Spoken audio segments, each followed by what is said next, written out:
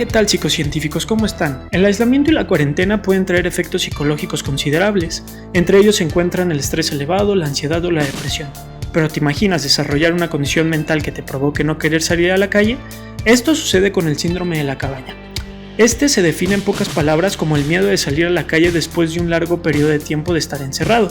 Si quieres conocer sus síntomas y tratamiento, no te puedes perder el video.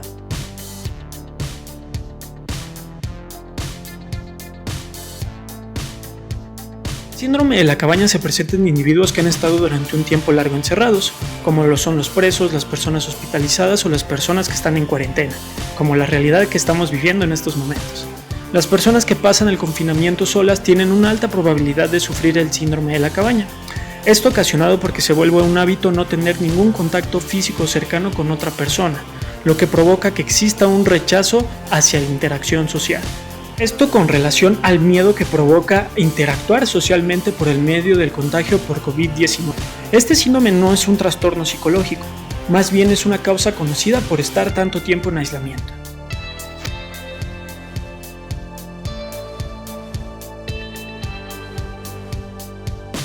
Síntomas que se relacionan con este síndrome son los que se asocian con la ansiedad o la depresión.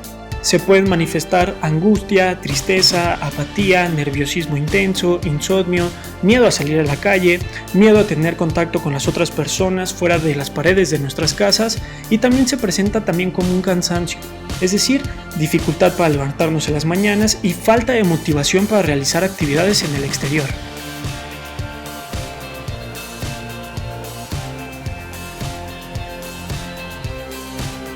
Antes de continuar con el video, me gustaría invitarte a que te suscribas a nuestro canal y actives la campanita de notificaciones. Subimos contenido de psicología que te resultará muy interesante. Tratamiento del síndrome de la cabaña. Hay que normalizar cómo nos sentimos y estar conscientes que el miedo es una reacción natural a la situación que actualmente vivimos. Poco a poco nos iremos adaptando, cada quien de forma distinta y a su ritmo. Hay que salir de forma gradual. Hay que empezar por paseos cortos y poco a poco aumentar el tiempo de este. Saber identificar qué podemos controlar y qué no podemos controlar ante esta situación. Hay que intentar no controlar aspectos de esta pandemia, ya que hay circunstancias que no dependen de nosotros o que nosotros no podemos decidir sobre ellas. Hay que tomar las precauciones necesarias y optar por medidas de prevención. Esto sería un ejemplo de lo que podemos controlar. De lo demás no hay que preocuparnos de más. Identificar los pensamientos que surgen. No hay que realizar distorsiones de la realidad. Si bien estamos viviendo una situación complicada, no hay por qué interpretarla de forma catastrófica.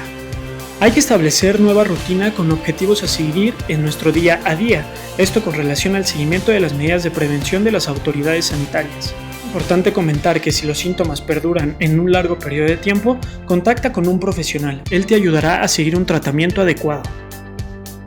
La situación que estamos viviendo actualmente es muy complicada, pero es importante comentarte que es temporal y no es permanente. Llegará el día en que podamos realizar nuestras actividades lo más normal posible.